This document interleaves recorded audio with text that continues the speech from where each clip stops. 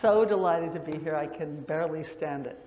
So I am going to talk to you today about my work, but really what I want to do is engage with the audience in terms of your questions and also your resonance or questions you have as I give this talk. So I am not a boring academic speaker, I just want to tell you. I don't do the academic thing. I actually don't even do that with academics because I want to keep it in our own experiences. What I'm about to share today you already know because you're human and you already know the desire for connection. So I'm going to tell you a story that boys have told me since 1987. So I've been listening to boys and young men and girls and young women as well, but I'm going to focus on boys and young men today for almost 35 years. And they've told us a story about themselves, but also about humans and what's getting in the way of us treating each other like humans. And also they've shared a lot of insights about the solutions. And I'll talk about the solutions and then we'll have a conversation with Mark. We'll have a conversation, then we'll ask for your questions. But before I get started, I'm going to have you do a little exercise. Sorry, for people who don't like exercises. You're going to turn to your neighbor, and I'd like you to introduce yourself. If you know the neighbor, you can just say, if you know each other, you can just greet each other. But I want you to do one thing. I'm going to ask you one thing. So a lot of what we'll talk about today is when Mark used the fancy academic term of cultural ideologies, what I really mean is values, the values in our culture. And so the talk today is a lot about rethinking what we're valuing as a culture and how we're raising our kids and how we're treating each other. And I want us to rethink that through what the boys teach us about. They're asking us to do that. They're asking us essentially to care. And so this is a request to care. So if you could share with each other your name and something you value. That's what I want you to do right now. Turn to your neighbor, something you value. Go ahead.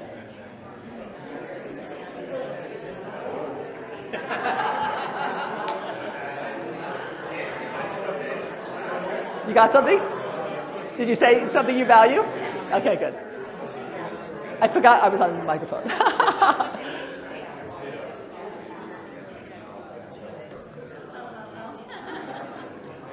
Should I be in? Okay. Okay, good. So we're going to start with that, and I'll wait. So I wanted to start with just giving you a little sense of who I am a little bit. First of all, I'm a mom. I have two kids, a 19-year-old daughter and a 22-year-old son. I have been, when I first started listening to boys, I was a high school counselor in the 1980s, 1987, 1988, all the way to the early 90s.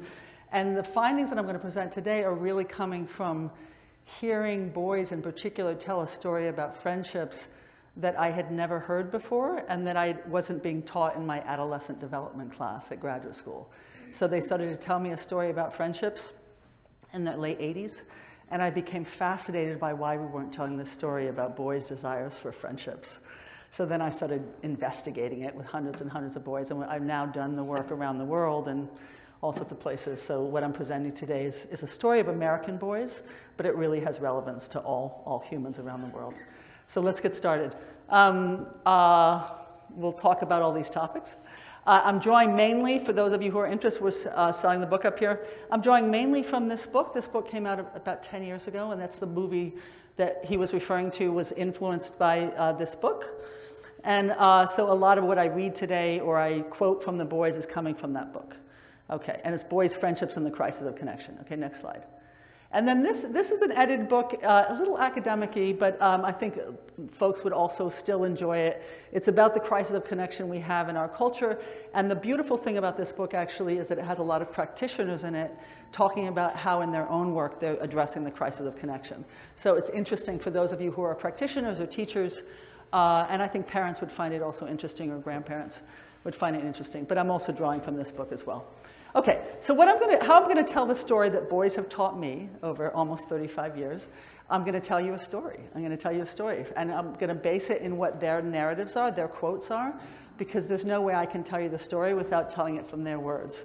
So as I go through the quotes and I tell you the story that they told me, I'm going to quote a lot from the boys so you hear their language. And I'd like you to try as best as possible just to focus on the language and how boys are communicating these themes. And to give you a little context for those of you who are interested in the research component of it, I'm a developmental psychologist, so it means I study children and teenagers over many years, where I follow the same kids over many years. So the data today is coming from a study, many studies, hundreds and hundreds of boys, where I would start when they're 11 or 12, and then I'd follow them each year until they're about 18 or 19. So you can see the changes of what happens in adolescence in terms of boys starting to struggle, and they do start to struggle during adolescence.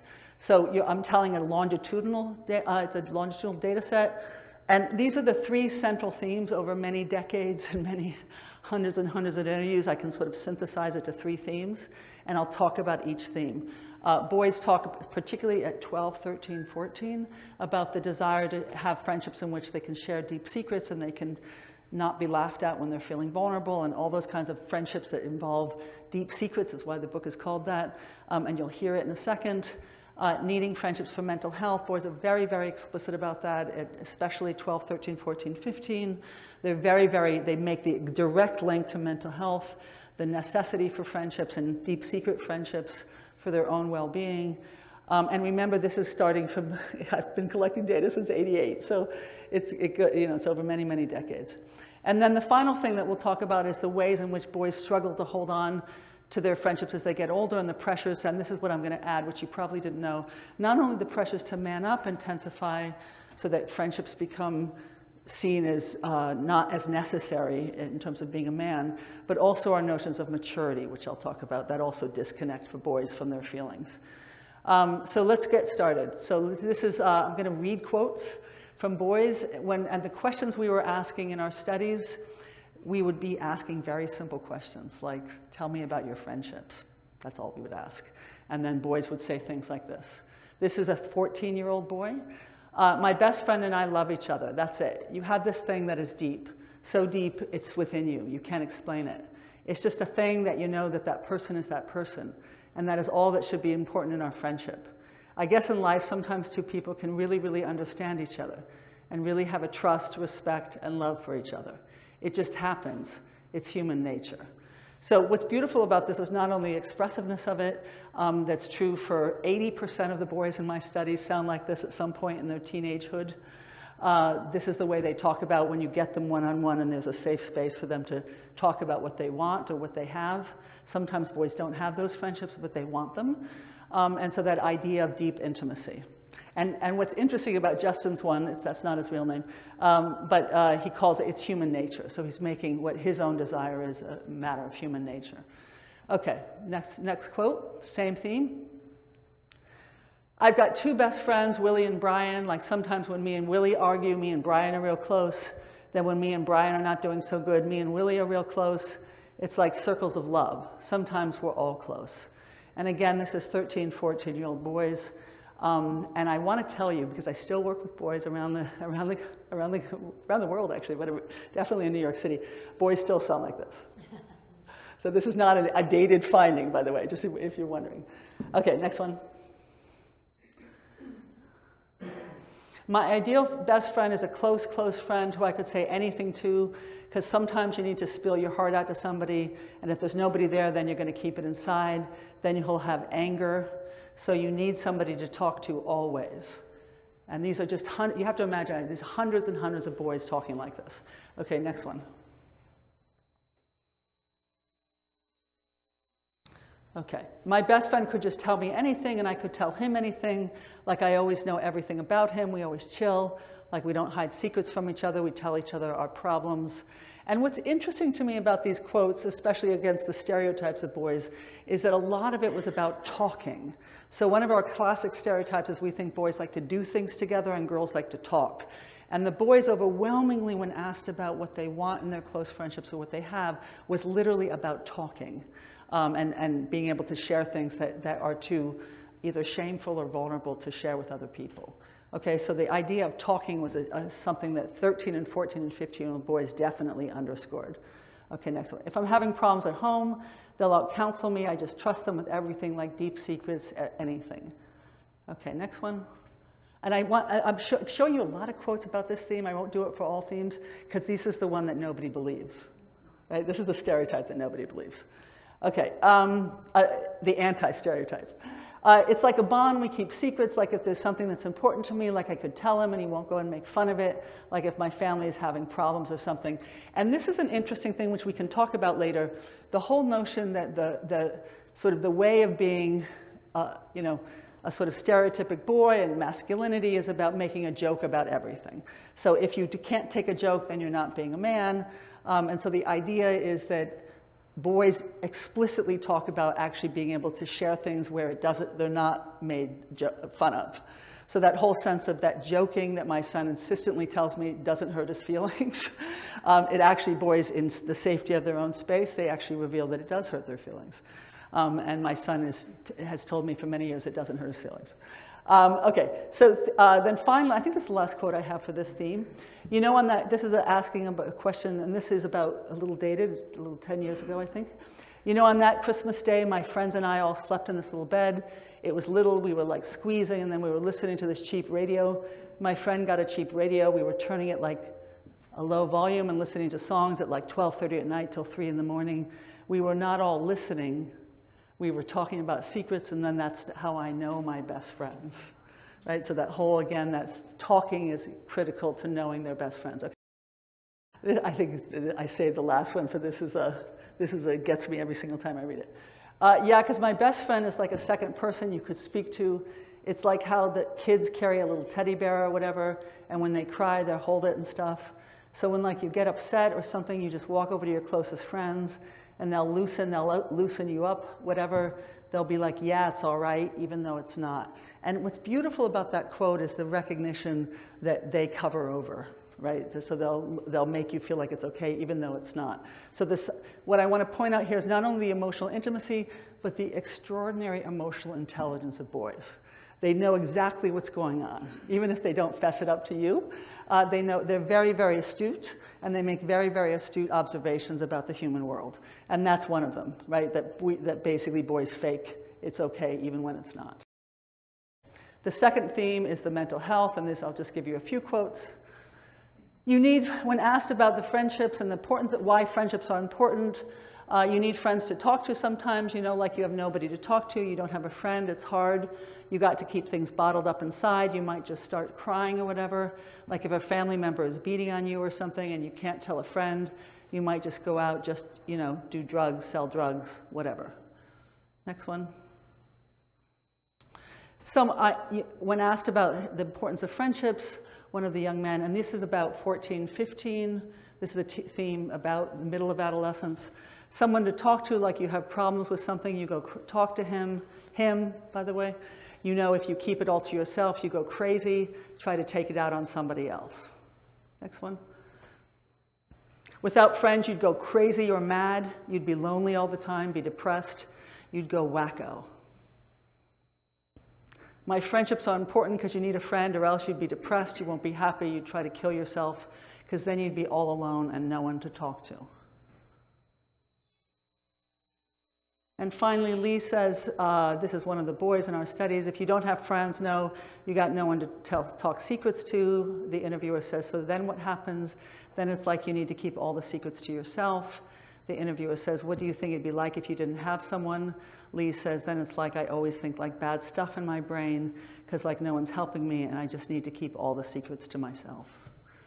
Okay, and then the final thing is, this is the theme that massively shifts as boys get older. So I inundated you with all those soft quotes in the beginning of adolescence because I wanted you to hear the contrast. So as boys grow older and the pressures to man up intensify as well as to mature, you start to hear a very different boy. Okay, you start to hear a boy that sounds more like a general stereotype of a boy who starts to distance himself from the need for close friends, but also still a yearning for that closeness. So loss is when you ask boys how their friendships have changed, they're now 16 or 17 in these quotes, and you say, tell me how your friendships have changed during adolescence, which is 12 to 18. They'll say, at junior, senior year in high school, they'll say things like, I don't know, maybe not a lot, but I guess that best friends become close friends. So that's basically the only thing that changed. It's like best friends become close friends become general friends, and then general friends become acquaintances. So they just, if there's a distance, whether it's, I don't know, natural or whatever, you can say that, but it just happens that way. So what's interesting is this is that same boy, remember the first quote I gave, where he says it's human nature to connect? And then what he's basically doing is making that the disconnection he's making natural too. And what we oftentimes do in our culture, and Mark and I are going to talk about it, is we take what is culture and we make it into nature. When in fact it's a culture that's leading boys to disconnect from their desire for close friendships. Okay, another quote. Like my friendship with my best friend is fading, but I'm saying it's still there, so I mean it's there because we still do stuff together, but only once in a while it's sad because he lives only 1 block away from me and I get to do stuff with him less than I do get to do stuff with people who are way further. I'm like, yo, it's like a DJ used his crossfader and started fading it slowly, and now I'm like halfway through the crossfade. Is that poetry or what? Right, so, and this is how boys are talking about what happens to their friendships as they go through adolescence, the loss of them over time. Okay, next one. We used to be close as far as always being around each other. Now it's just we're apart, like as far as like if I need them, they'll still be there. If they need me, I'll be there. But as far as like always being together, we're not as close as we were before. And I think I'm just going to only do one more quote because I want to get to the story, the larger story. So we're going to skip some of the things after this. Do you have a closer best friend this year? Not really. I think myself, the friend I had, I lost it. That was only the person I could trust, and we talked about everything. When I was down, he used to help me feel better. The same I did to him, so I feel pretty lonely and sometimes depressed because I have no one to go out with, no one to speak on the phone with, to tell my secrets or to help me solve my problems. Why don't you think you have someone? Because I think that it will never be the same, you know. I think that when you have a real friend and you lost it, I don't think you find another one like him.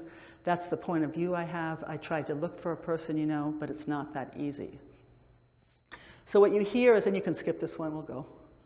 Yeah, you can keep on going, and you can stop here. So actually, would you go back, just so I want to say something before we get to this slide. Yeah. So what I want you to hear is the loss in boys in the way they talk about their friendships, but I also want you to pay attention to a couple things. So one of the things that we heard in these quotes that were repeated that don't make for a sort of nice quote, so they're not up here, but I'll tell you, is we heard things like no homo come up when we'd ask questions about friendships. So early on, we would never hear no homo when they would talk about their friendships. They just talk about them in this lovely way. And then as they got older, they started to use that in a joking term. You know, we're close, no homo, we like to hang out, no homo, we talk, no homo. So it became obvious that all of a sudden, what was a natural human desire for connection all of a sudden became gay and also girly. They also said things like, I'm growing up now, I shouldn't have to tell my feelings to other people, I can do things on my own, I don't need to share it. So you heard definitions of maturity in there, that growing up means not depending on other people and not sharing your feelings. So you heard both, implicating both our notions of what it means to be a man, but also, this is a profound point I'm making, because the boys teach me this, what it means to mature. So the idea of maturity being about self-sufficiency and not needing other people and being able to deal with things on your own is an essential part of how we define maturity, but as all the people sitting in this room know, that the ability to have mutually supportive relationships is equally important in the notion of growing up. And boys recognize that to mature and to become a man, they need to disconnect from their desire for deep connection especially with other men. Okay, let's go to this one. So boys teach us essentially a 5-part story. I'm going to run through this very quickly. I'm going to show you how the exact same story is repeated in the larger body of science, and then Mark and I are going to have a conversation. I'm going to run through this very quickly. They teach us when I say they teach us, what I'm talking about is what are their interviews, there are hundreds of interviews over many years, teach us about what it means to be human and what gets in the way, and they teach us lots of things. So the most important thing that I emphasize with a lot of quotes today is that humans need close relationships. It's human nature. And that may sound like not a very interesting insight. We all know that. But actually in this me culture, in this self-absorbed culture, that's a radical insight. That we are born in relationship, we thrive in relationships, and fundamentally, boys teach us we need each other. And we need to be paying attention to that as we raise our children and as we develop ourselves. So humans need close relationships. Secondly, our modern and selfie, when I say selfie, I mean literally the selfie, but I also mean the self-oriented. Our modern and selfie cultures clashes with our nature. So what I'm saying is we actually have constructed a culture that goes against our human nature, which is desiring for deep relationships. And we live in a culture that fundamentally doesn't value those, right? We don't value those deep human connections. We don't even include it in our definition of maturity. Okay, then this clash, the clash between culture and nature, the modern culture we've created, the selfie-oriented culture, clashes with our human nature and our desire for connection. And what happens, and I see this in my students now at NYU, you know, the enormous kind of mental health problems that you're seeing now that I call the crisis of connection, because it is a deep fundamental disconnection from the self and disconnection from others. No one feels listened to, no one feels heard, no one feels understood. They are, my students, my 18 to 20-year-old students are just devastated. I mean, they are just a mess. They're a mess. And their sense of feeling disconnected. When I start to tell them that it's not their fault, that it's actually a larger cultural problem, they feel a sense of huge relief because they all think it's their fault. Because we think in individuals, we don't think in culture. So they can't believe that it's not their fault. Their anxiety, their depression, their loneliness. Okay, so this clash leads to what I'm calling a crisis of connection. The consequences, and this is the big story, the consequences is violence. I mean, the violence you see, whether it's suicide, whether it's a homicide, whether it's all sorts of sexual assault, all sorts of violence you see, comes from essentially, we know this from the research, we know it even from rat research, that if you isolate rats and humans, I hate to equate them, but the studies show the same thing. You isolate them, guess what happens to rats when you isolate them? You isolate a rat and you put another rat in after extensive isolation. The rat attacks. The rat who's isolated attacks the person who enters, okay? We know that from studies of solitary isolation. We know that studies of all sorts of primates, non-human primates, and also from humans. Humans cannot be isolated. When they are isolated, they oftentimes turn violent. And we can talk about the processes that lead to that, but it's a very known fact that violence actually at its root is a sense of a deep disconnection from self and a deep disconnection from others. And remember, you all know this, but I'm going to remind you that if you don't see your own humanity, right, if you've been raised in a culture in which you're not encouraged to see your own humanity, you cannot see the humanity of another person, right? It has to start from you see your own humanity and then you see somebody else's humanity. You can't do it if you don't feel like you're seen as a full human, right? You can't see another person's humanity. So that leads to violence, especially among boys and men. We can talk about why that's the case. And the solution is to, of course, I'm going to say this, is to nourish our human nature, is to create our institutions and our homes and our churches and all the places that we gather, that our focus really as parents, as grandparents, as aunts and uncles should be fundamentally, exclusively to nourish those human connections and help people build healthy connections. And that's what the boys are asking for and they're teaching us. So very quickly, Mark, I will do this quickly, I promise. I want to show you something fascinating. The boys teach us this in 35 years of research, okay? They teach us this story, right? By the way, if you look at their stories, that's what they're teaching us. About 10 years ago, I discovered that the larger body of science tells the same story. In the social neuroscience, in the primatology, in the biology, you get the same exact story about who we are as human, what gets in the way, the clash between culture and nature, the consequences, and the solution, okay? So I'm going to quickly show you to give you evidence. Go ahead. Franz de Waal, a primatologist at Emory, beautiful book called The Age of Empathy. He says about humans, he studies humans and non-human primates.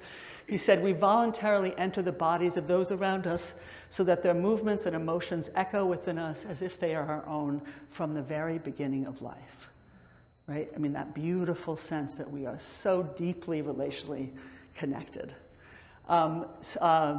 Matthew Lieberman from Social, Why Our Brains Are Wired to Connect. We are wired to be social. We are driven by deep motivations to stay connected to friends and family. We are naturally curious about what is going on in the minds of other people. We will spend our entire lives motivated by social connection, by that sense of what is going on in the minds of other people. And that whole sense of what he argues also in that book, that's a fantastic book, by the way, is he argues, and then we spend 100% of our time in schools trying to get kids not to think that way.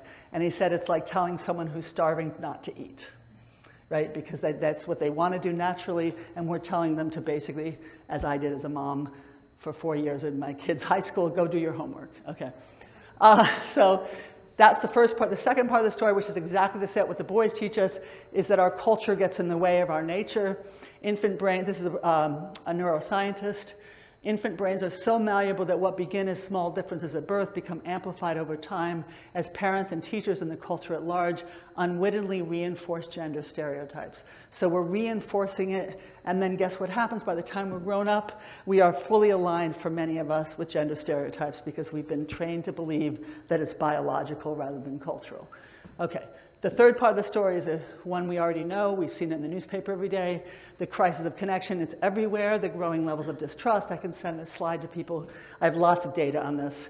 Decline in empathy over time, increase in depression and loneliness. And this, this is the most depressing to me. So in the New York Times about 2 weeks ago, a National Health Council, I just want you to feel this when I say this, recommended that everybody under 65, and I love the idea of being 66 because somehow you're home free. Are you 66? Yeah, so you're fine. But everybody under 65 should be screened for anxiety. I mean, what kind of culture are we in? Everybody should be screened for anxiety? I mean, we are a mess. And so the question is how, we are having a crisis of connection if we're so anxious that we should all be screened for anxiety. Okay, fourth part of the story, quickly, the violence. You all know this, unfortunately. I've had 4 suicides of kids of my friends, including my uncle, over the past couple of years. I've never had this experience of so many suicides in my life. It makes me just want to scream at the top of a mountain. In terms of what the issue is, so suicide rates are soaring, not just since COVID, by the way. Hate crimes have risen, and those under 25 are now called the mass shooter generation, because it's so common now that they're called the mass shooter generation. And I'm just telling you, if you look at that mass shooting violence, we can have a conversation about it, which I would actually like to, Mark, to have that conversation, so I'll save it for later. I have a lot of things to say on that. Okay, and then finally, the fifth part of the story that comes from the science is the same thing that the boys teach us, changing the culture, homes, schools, workplaces, communities, so that it nourishes our nature rather than gets in the way, right? So that nourishes that gorgeous human capacity. And I'll talk about the listening project in a second, but I'm going to tell you one anecdotal story, Mark. I can't help it. I'm on the phone, I'm on a Zoom call with my daughter. This was about 5 months ago. And we're on Zoom. I'm in Abu Dhabi. I teach in Abu Dhabi for last spring. And she's on the other end. We're looking at each other, but the screen is sort of, slightly dirty, and I'm not really seeing her that well. And she's telling me something, and I'm really trying to listen, right? And all of a sudden, a friend bings me on my computer. And so I read his message in the corner of the screen, and he says something that's disappointing to me. So what happens is that I stop listening, right? So I stop listening, but I keep on looking at my daughter. And she says, I'm looking directly at her. And she says, Mom, you're not listening. And I said, no, I'm totally listening. I'm totally listening. And she goes, she continues talking for 2 seconds more. She goes, Mom, you're not listening. And I finally said, I was fascinated because I wasn't listening. And I said, why? Well, how do you know that?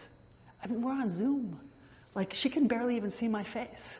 I said, how do you know I'm not listening? She goes, I can just tell, Mom. She said, there's something going on in your eyes. I can just tell. I said, there's something going on in my eyes? Like, what?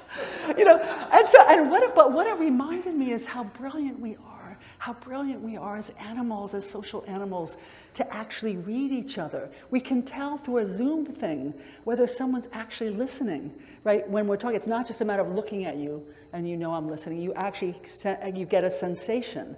You get somehow a vibration, I would argue, when someone's listening to you or not listening to you. So we're born brilliant. Relationally brilliant, emotionally brilliant. We're born that way. And then somehow we become less intelligent. We become less intelligent in terms of social, emotional things as we get older. Why does that happen? So the listening project, you can imagine, you can go to the next slide. The listening project we can talk about, I'm not going to talk about much now because you can ask me questions. We created a curriculum, we're now in schools across New York City, we're now doing it in different cities around the country. I teach a graduate course and undergraduate course about it. It's a method of listening with curiosity. It's trying to foster relational skills, I'm calling it relational intelligence, which is listening with curiosity, actually not doing parallel play when we talk. One person talks, one person talks, one person talks, one person talks, but actually, hey, what did you mean by that? And how, tell me about that. So that actually listening with curiosity, that beautiful skill we had at 4 and 5 years old, right? When we actually asked questions. 5-year-old boys say things like, Mommy, why do you smile when you're feeling sad? A question about why are you contradicting yourself? Another 5-year-old boy says to his mom, Mom, are you yelling at me because your mom yelled at you? That's a 5-year-old boy. That's how brilliant we are. We come into the world with an extraordinary capacity to figure it out. We don't need to take graduate level courses, right?